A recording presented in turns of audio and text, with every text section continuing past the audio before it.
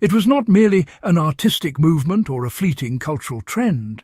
Modernism represented a complete philosophical rupture with the assumptions that had governed Western civilization for centuries.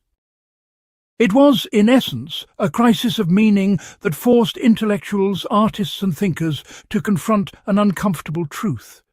The old certainties were dead, and nothing secure had risen to replace them.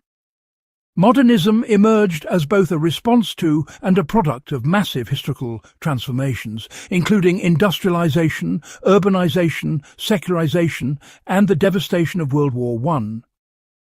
The movement encompassed literature, visual arts, music, architecture, and philosophy, but what unified these diverse expressions was a shared conviction that traditional forms could no longer adequately represent or respond to modern experience. Modernists made formal experimentation and non-traditional subjects essential to the new age, seeking to capture the contradictions, horrors, and possibilities of modernity. What makes modernism intellectually profound is not its rebellion for rebellion's sake, but rather its serious philosophical engagement with questions that had become unavoidable. If God is dead, as Nietzsche proclaimed, then where does meaning come from? If Freud is correct, that our conscious minds are merely the tip of a vast unconscious iceberg, then what does it mean to be rational? If time is not objective and linear, but subjective and fluid, as Bergson argued, then how do we construct narratives about our lives? These were not abstract academic questions.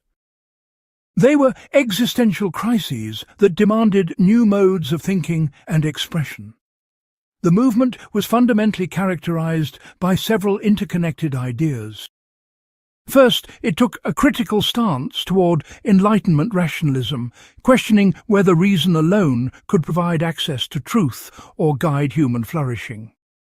Second, it rejected the 19th century concepts of absolute originality and realism, instead embracing techniques of collage, fragmentation, and self-referential art that highlighted its own constructed nature. Third, it placed enormous emphasis on subjective experience and individual perception over claims to objective reality. Fourth, it was driven by what can only be described as a mania for the new, a compulsive need to break with tradition and discover unprecedented forms of expression. Yet, crucially, modernism also rejected the romantic notion of creation from nothing, instead working through incorporation, revision, and parody of existing forms. This paradox sits at the heart of modernism. It was simultaneously iconoclastic and deeply aware of tradition, revolutionary yet dependent on what it sought to destroy. This video will examine modernism not as a collection of artworks or literary techniques, but as a comprehensive philosophical worldview. We will explore its intellectual foundations, trace how these ideas manifested in practice, analyze the fierce debates it provoked, confront where it failed, and assess its lasting impact on how we think today. This is not a celebration of modernism, nor a wholesale condemnation.